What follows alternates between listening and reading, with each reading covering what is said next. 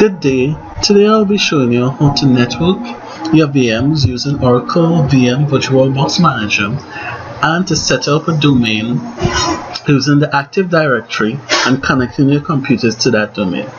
The first thing we want to do is set up our network. We go File, Preferences, we go into the network. For this I'm going to create a NAT network. I'm just going to rename it. Call this ITEC 124. For this we're going to keep it simple. 192.168.1.0. I'm going to put it as a /24, which that indicates the Class C network with the subnet mask of 255.255.255.0. We're not going to put it to support any dynamic host control protocol because we're going to manually put in the IP addresses. Right, we click off that, everything is okay. Right, so you click OK, save, check and make sure everything is set properly. Okay, right, first thing you want to do is open up all the VMs. For right now we're going to use these 4 VMs with ITEC 124.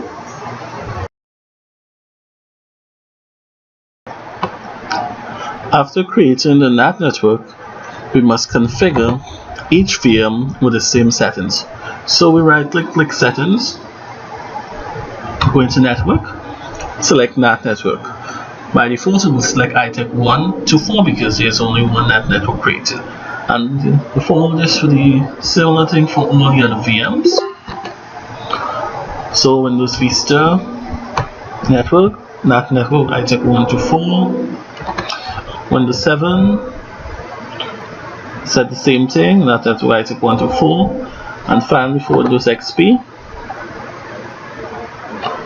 set the same thing, ITEC 124. There's a lot of different options you could use to network your VM.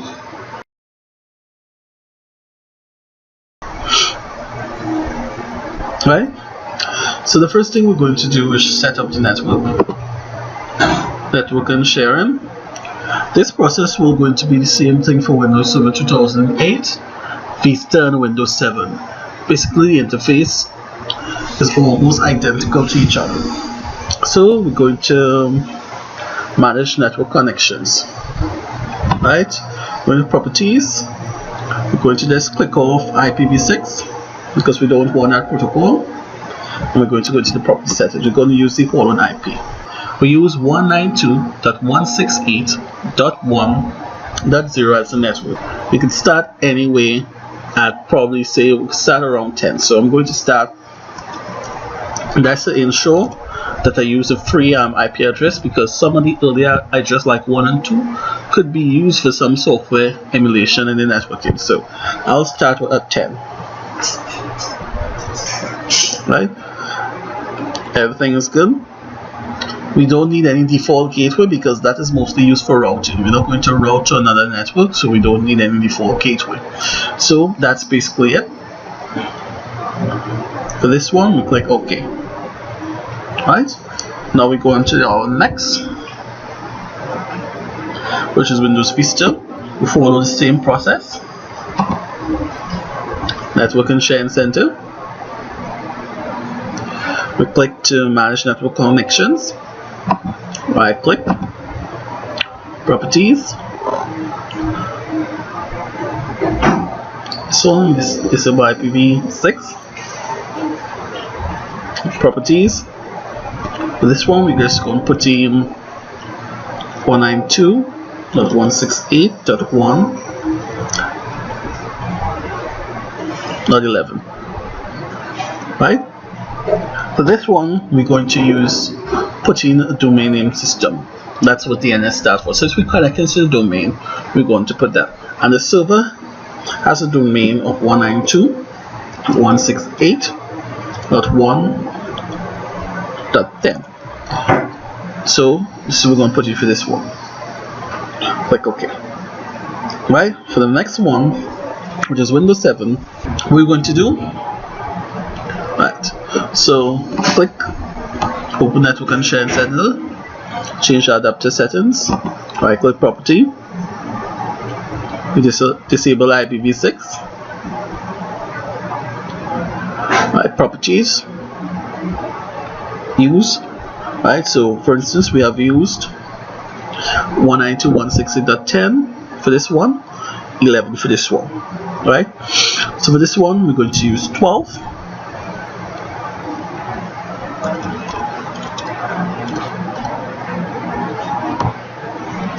$12 255 and we're going to put, this is the Windows Server 2008 IP address, so we're going to put in one here, .10. And for the last one, but not least, Windows XP, same process, open network connections, right click, properties, TCP IP. This is our older version, this don't has anything about IPv6, so by default is IPv4. Properties, same thing, 192.168.1.13.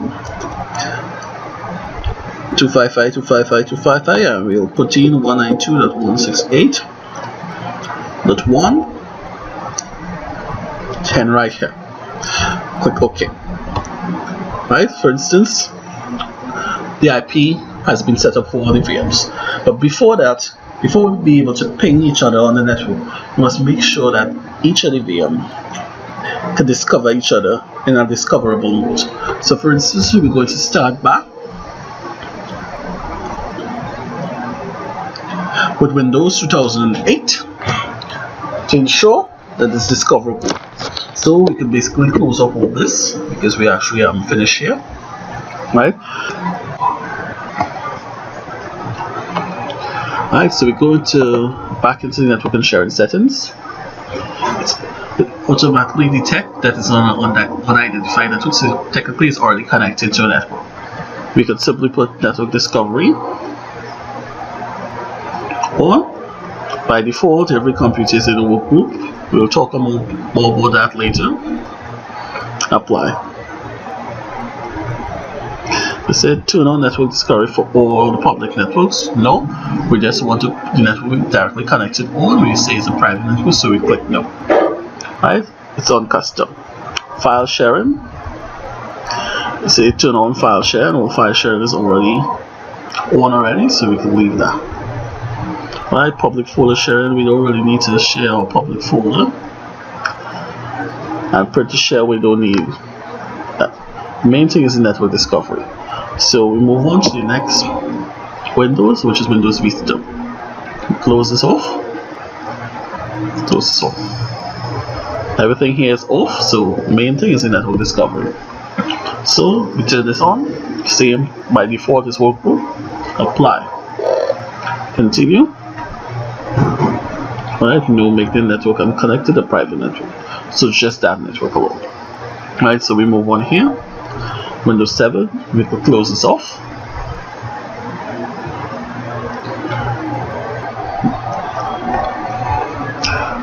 For Windows 7, right click, open Network and Sharing Center, choose Home Group and Share options.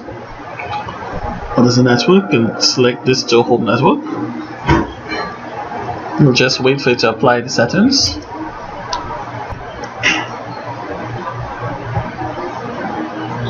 Last one we're going to do is Windows XP.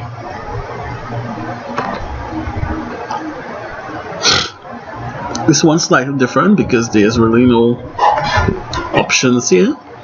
So set up home or small network. Go through the process, click next. Next. Alright, this is a different option. This computer connects directly to the internet. The next option, this computer connects either through a residential gateway or through another computer on my network. And there's also the other. This basically explains how you want to connect. Right, you could view various examples. Right, this computer, residential gateway, there's our modem. Alright, for this one, we're going to connect, we're not connected to the internet, but we're going to be connecting through the server 2008. So, we'll click this option. Next. Right, computer description. We don't really need any description because it already have the name there. Next. Work group name, it has MSM home. Anything you want to call it.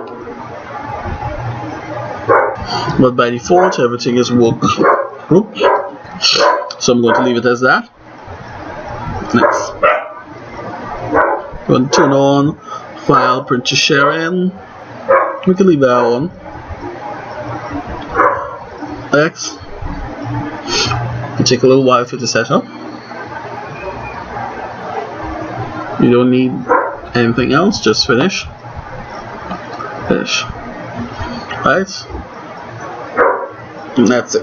The first thing we're going to do is to check and make sure we can detect each computer. As we go through the setup process, by default, all the other computers is on work group. So in this one, Windows XP is slightly different, but to ensure that we can detect and ping each other, I am manually putting the work group. So what we're going to do is go to My Network Places. Right, this is a local network. You might not see everything here because the file sharing wasn't really enabled on all of them. But the main thing is view work group computers. Right? This will view all the computer on the work group. To see a computer on the work group, you must also be on the same network. Right? So shared docs, you could have access everything here.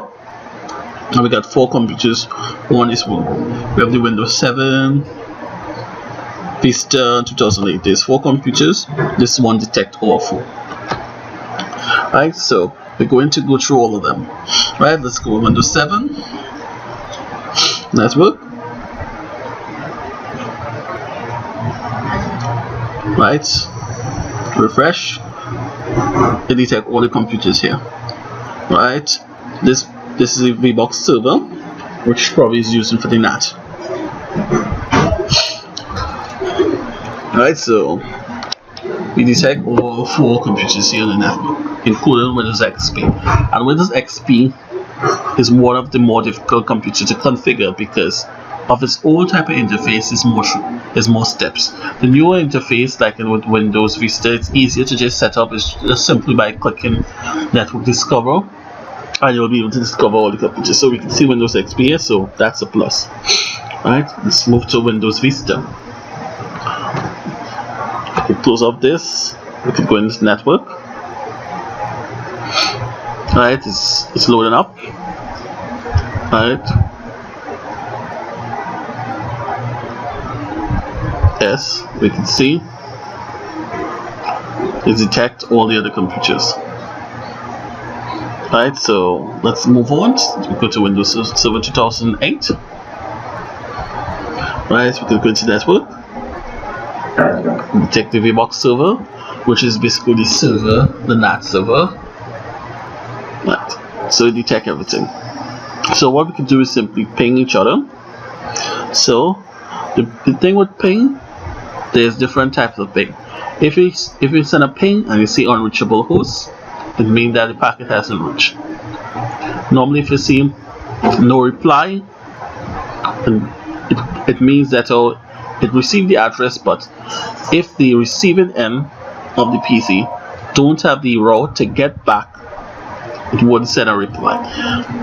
So simply you could just use one computer and ping the other computers, and once we get a reply, it means its network is working properly. So we're going to start with ping. This computer is 10. We're going to start with ping for computer .11, which is this computer here. That's the Windows Vista. Ping. We get a reply. Alright, so we're going to ping 12. That's for the other VM here. That's Windows 7.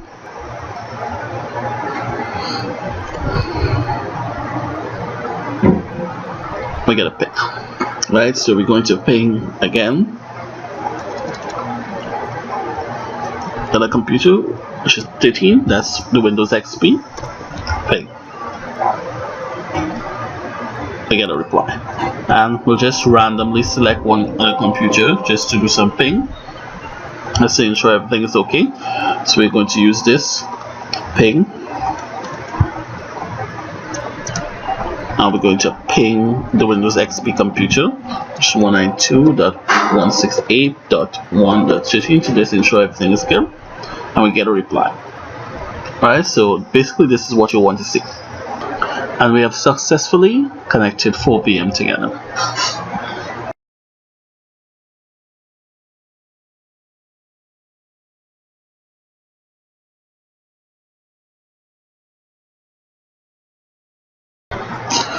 Now we're going to create the domain name system. We'll go into Windows Server 2008, click Add Roles. So it's good to read this information, click Next. Before we install the Active Directory domain services, we want to install the DNS server, because this is important. Click Next.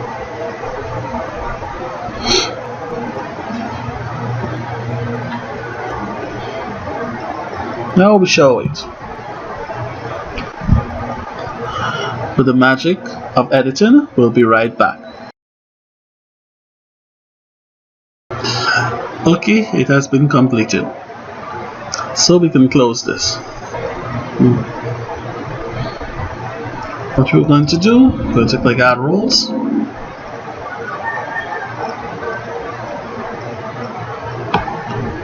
And then I'm going to install the Active Directory domain service. Click Next.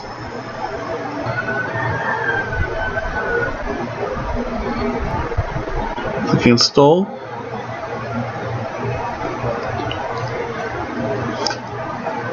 And with the magic of editing, we're going to be right back.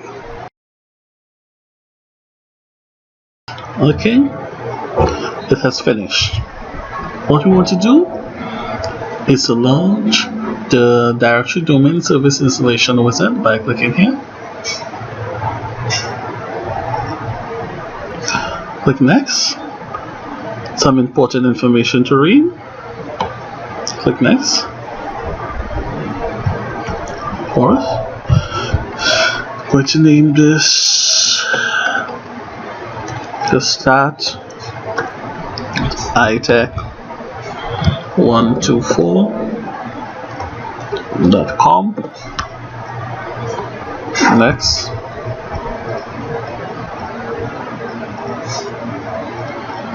So just to make sure the name is available. This may take a little time. Right? It's verifying the NetBIOS name. Okay. I'll put it at the latest level.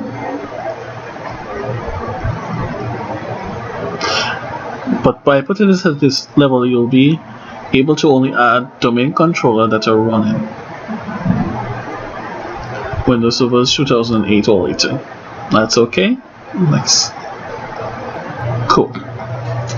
Right, this just gives some information that the DNS server service is already installed. And the first one cannot be a read-only domain controller. So that's why here is grayed out. Click Next.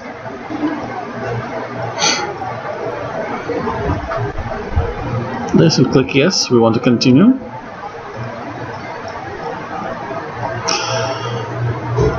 Normally it's always good practice to have your log stored on a different drive.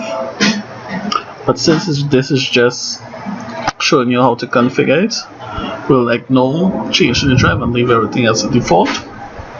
Click Next. Right, we need to create a password that is different from the administration account. Right, for this one, for the administration account, we use password 1234. For this, we'll simply just use password 12345. Password 12345. Next. Right, so this is basically what we do. Some internet BIOS name, the domain discussed that. First function level 2008, the domain function level 2008. Some other information here.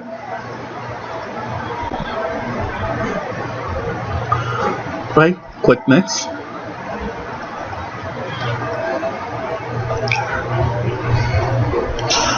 This will configure, and we can select reboot on completion. So we'll do everything one time. Okay. Now this is just the waiting process. Now that Windows Server 2008 has been restarted, we could simply log in. By default, your domain will be in front of your username.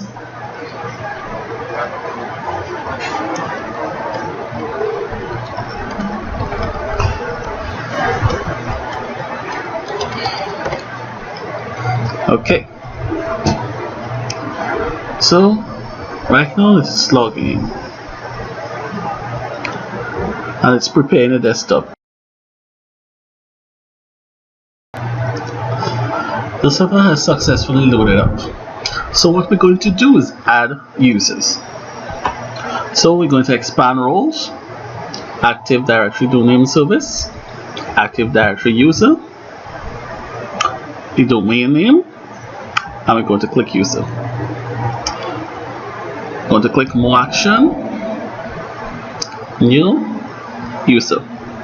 You're going to use the textbook name of John Smith.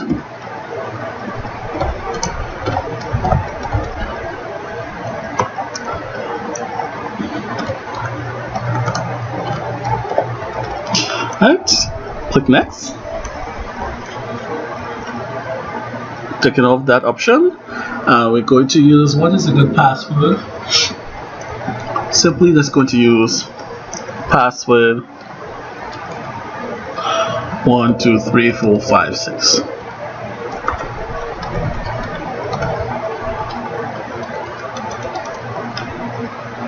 Click next, finish.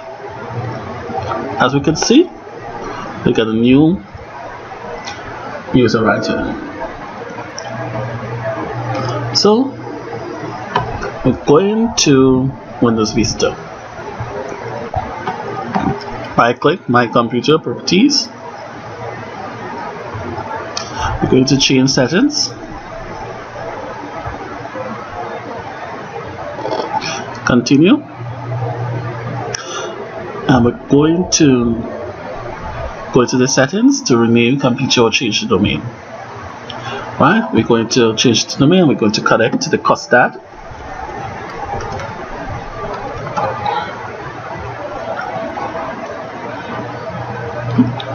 Click OK. What we could do, we could use the account we just created, which was John Smith.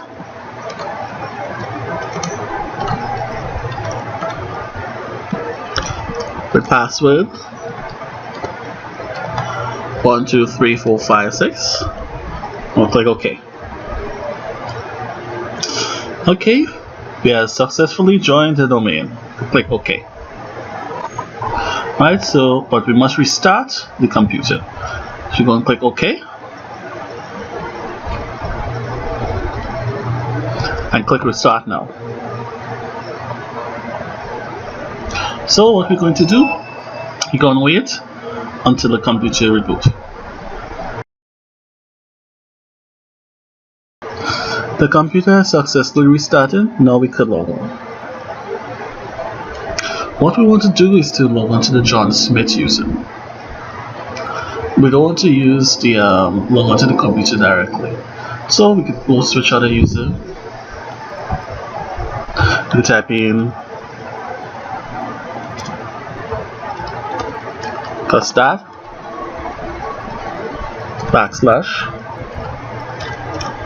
John Smith and put in our password as 1 2 3 4 5 6. Now it's preparing our desktop.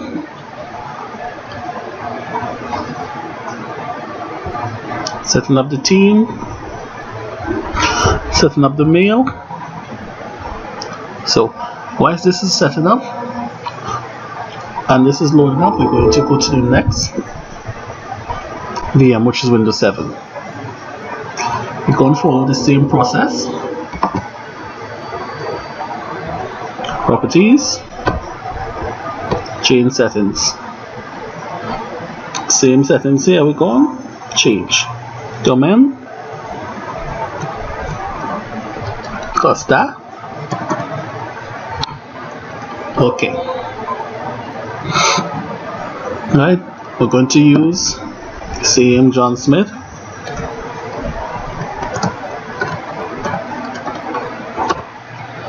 And put in the password.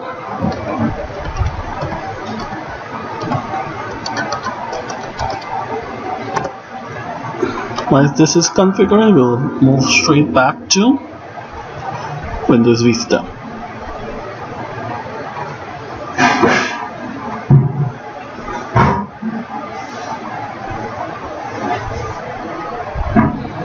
I could just do some customization.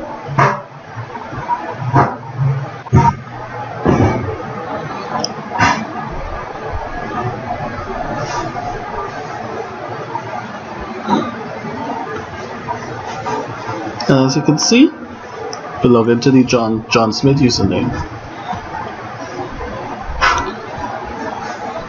Back on Windows 7, we have successfully connect to the domain. So we're going to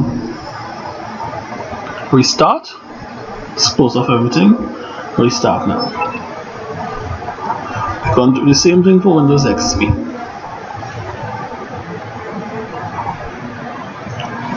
Computer name, change. We're going to connect it to the same Costa domain.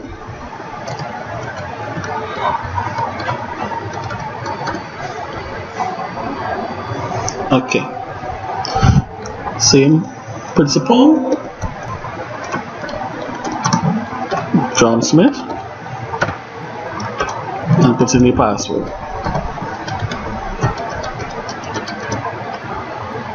Okay. Now we just wait. Let Windows 7 still starting back, and we're waiting for Windows XP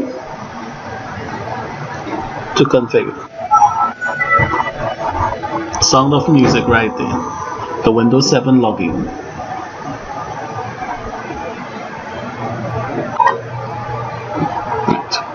So we're going to log in here.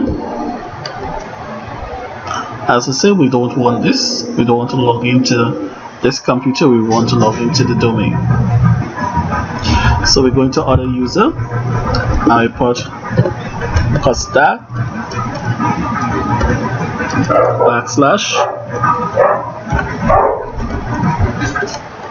/ John Smith. And we're going to put in the password.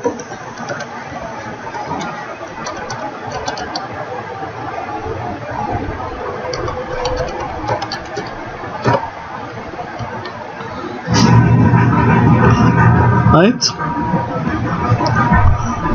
so we're going to move on to Windows XP. We are successfully connected to the domain. Okay, we're going to restart Windows XP.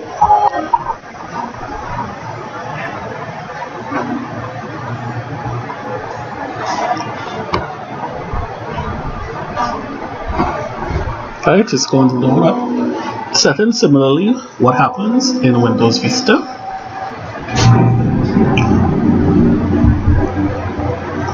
Right now, Windows XP is still restarted. So now we just wait. Okay, it has finished loaded up. Let's see what's going on with Windows XP.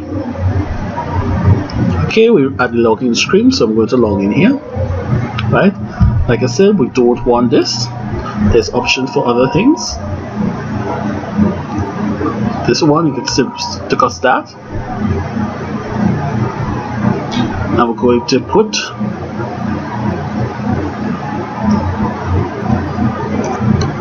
John Smith. We're going to put the password here.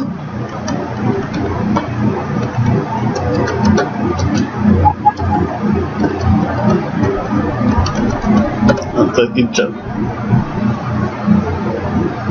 Why is this applying the setting? Similarly, what happened to the first two VM?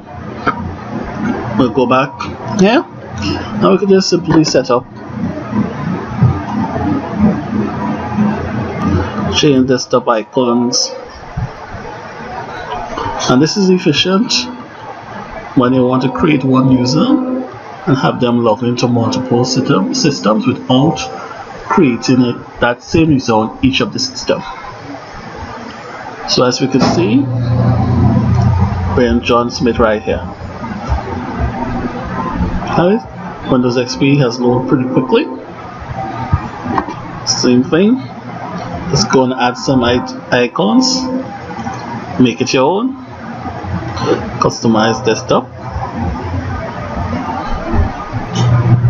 Right, another pull up PC we can see is John Smith.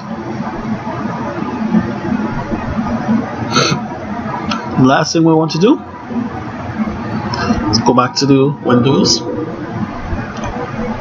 server. I'm going to log in.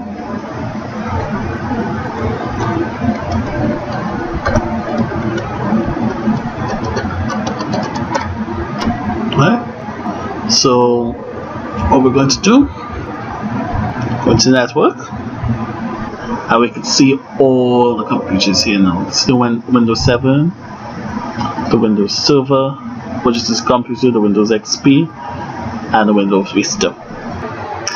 We have successfully connected all the operating systems to the domain. Thank you for watching.